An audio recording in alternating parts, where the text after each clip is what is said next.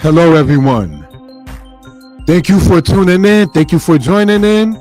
We're going to get started right now. Thank you for that. All right.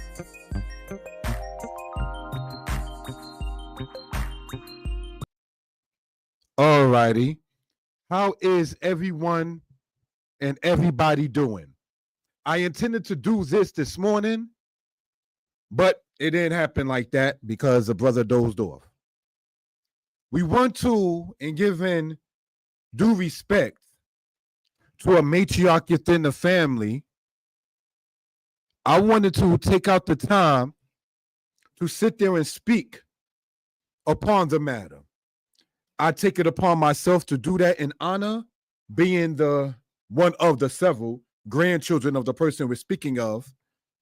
And the funeral for her was recent, as in not too long ago. So we want to sit there and get into this. Thank you for that. For those who are able to join us now, thank you. For those who have the link and have to watch it later, thank you. Subscribe to the channel as well. The service that was in due respect for her was very, very uplifting. When you hear people speak upon a matter of a homegoing service and a person going back home, so to speak, that was the energy that I saw when I was there. This person helped raise me, being a parent to me, a grandparent to me, an advisor to me, and one who literally, and I say this in no disrespect, literally fed me. So what we want to do is, in respect, if we will, take out the time and give honor in such. She was born in 1931 and lived until 2025, 94 years. passing away the day after her birthday. May she rest in peace. Having over 5, 6 children, being one of more than 10 children herself, and born in the Great Depression and migrating while not even the age of 20 to the North for, as we know, quote, better opportunities. The impression that she left me was one to always get things accomplished, be motivated. You got it. You can achieve this. That's the kind of matter that I got from this particular elder, grandmother to me. There are those who have this different kind of mindset or the different kind of spirit that will try to suppress, stay in a child's place and so forth and so on. But how do you tell a child to be mature and grow while at the same token stay in a child's place? You have to tell the child to grow up. So these are things that, pointing out a little reference matter, what I gathered and so forth. Let me pull up, if we will, the PowerPoint this should show. And if not, I will do it from here. Share screen.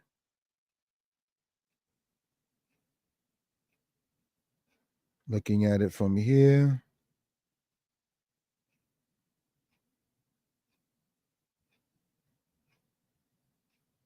Thank you for that. Let me see if it is copied onto the matter. It looks like so. Good. Okay. So let us get into this without any further ado. Thank you for that.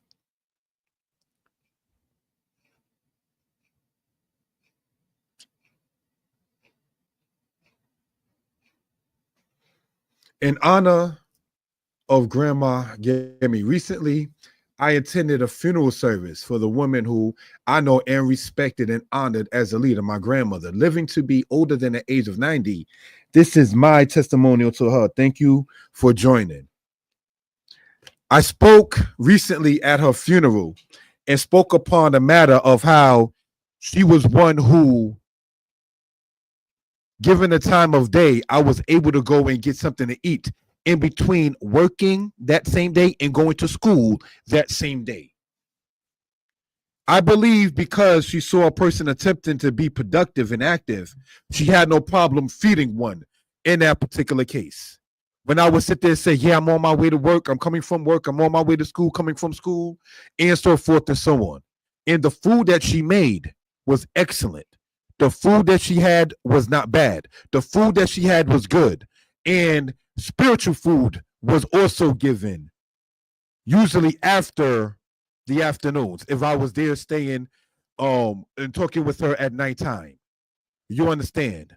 Such as saying, be careful, be wise, be intelligent. You got this. You can achieve this. Don't do things that are unwise, which will block your progress and growth, which may seem kind of common, but we do need those kind of statements. There are those who those statements may seem common, do not have anybody to sit there and instill that into them. I want to say that most definitely she was what you would call a strong person, if we will. Again, not being racial, but you are a person of color. Not being sexist, but you are a female. So in certain cases, you have what some would call 2 strikes against you. So you were born in the 1930s in Charleston, South Carolina. Charleston, South Carolina, not to get sad, was one of the main ports coming straight out of Africa where people were brought over as captives during the Atlantic slave trade. In Charleston, South Carolina, they have plaques memorializing or speaking upon the matter of what happened in slavery. For those who do know, Robert Smalls, who became a congressman, part of the government, or a senator, if not a congressman, pardon me, was from Charleston, South Carolina. He was born in the 1830s and the 1840s. My grandmother was born into the 1830s, as stated, 1831. May she, as well as her siblings who are now deceased, rest in peace. May, just last year, her sister, who I called Aunt Wilhelmina, who also passed away, being born in 1929. So we have people that we're speaking of who were born in the late 1920s and the early 1930s in Charleston, South Carolina. Slavery was made illegal less than 100 years before their birth. So now if we're talking about my grandmother's mother being born, say around 1900 or 1905 to my knowledge, her parents, or certainly her great-grandparents, were born into chattel slavery. So what am I trying to get is not to be harsh or offensive or even sad, but just to show the strength that the person had to have in order to sit there and deal with certain things. He born in, again, the 1930s, went through the matter of Jim Crow, if we will, where segregation, to a certain extent, meant that you got the worst of certain things. I remember seeing pictures of my mother's mother, who was friends to this grandmother I'm speaking of. I remember seeing pictures of her with books in her hand, walking barefoot to school. So it wasn't surprising that Grandma Gammy, having either experienced that herself, perhaps, her friends experiencing that themselves, having seen certain things, was kind of not hard, but stern once it came down to get what we fought for you.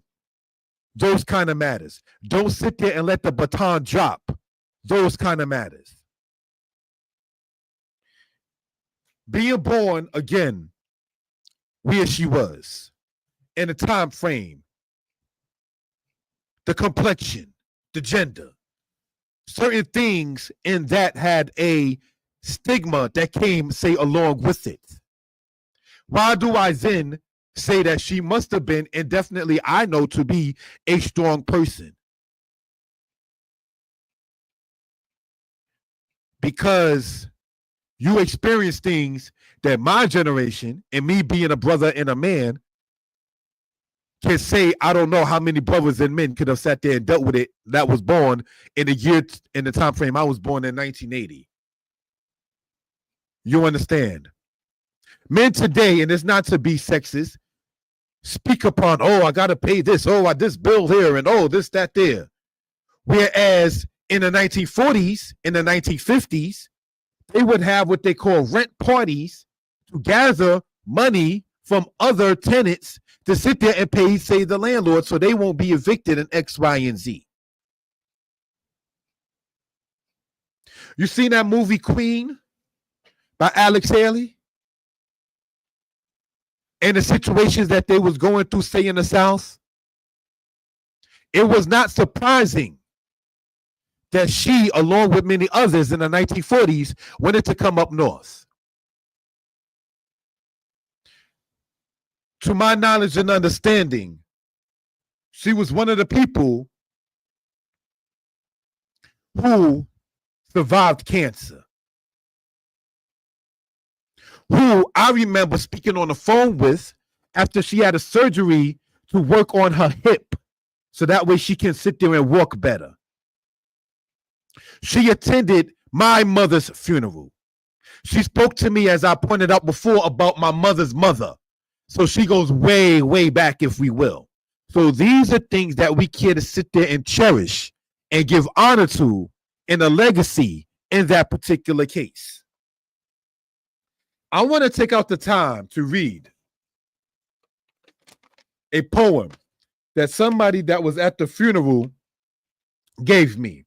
I don't have this man's permission to do it, but he gave it to me. So I'm going to take the liberty to sit there and read his poem that he wrote in honor of Grandma. Miss Helen, the definition of a wonderful person. Writing these poems are not easy, but this poem had to get done. I was not about to come here today, of all days, trying to explain why I didn't write one. Miss Helen, the last of the mothers of 2013, a building like no other.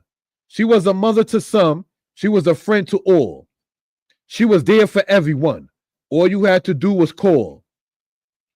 We should all be grateful as we shed our tears that we had this wonderful person for these many, many years. She had her hands in many things. Number one was being a mom. She loved her kids like no other. She did her best to shield them from harm. Now she's off to a distant race with the good Lord by her side. Miss Helen, we love you and we thank you. Now go enjoy. Now go enjoy your heavenly ride. I don't know the name of the person who wrote that poem, but the gentleman who gave it to me obviously in love and respect of and honor to Grandma Helen, whom we called Gammy. So, with that said, you begin to sit there and see the impression that others have. And it is not, as we want to point out, a light matter. What we want to point out and bring out, if we will, in say that particular case, we want to close out in this honor in saying this, if we will. Whom you see there is Gammy, Grandma Helen, next to myself. This picture was taken in the year 2020. There was an event that was being done in Harlem, a street fair, if you will. And I definitely had to sit there and give honor and due respect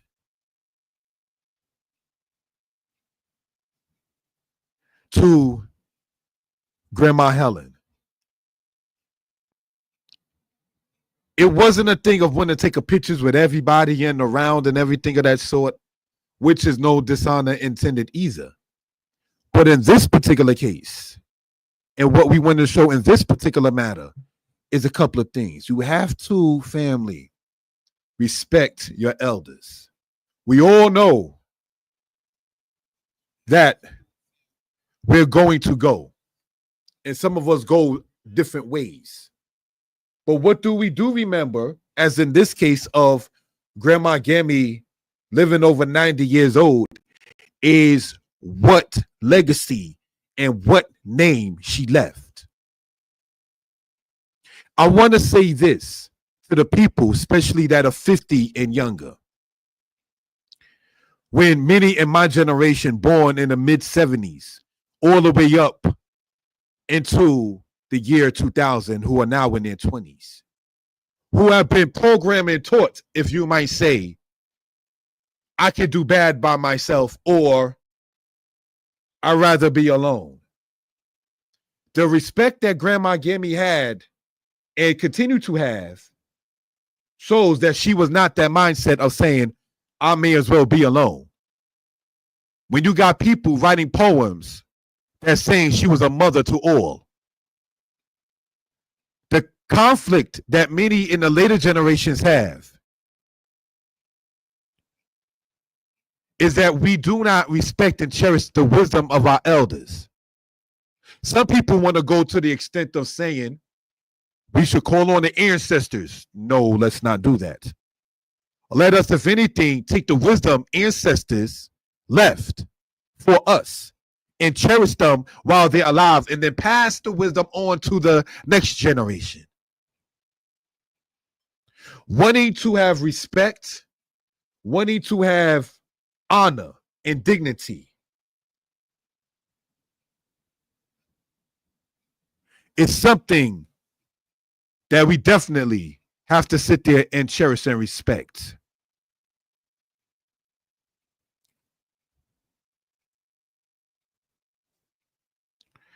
So, without any further ado, and in giving respect, those who know her, knew her, Pass her wisdom down on to the next generation. And let us cherish that memory. May everybody be blessed. You have a good day. Thank you for that.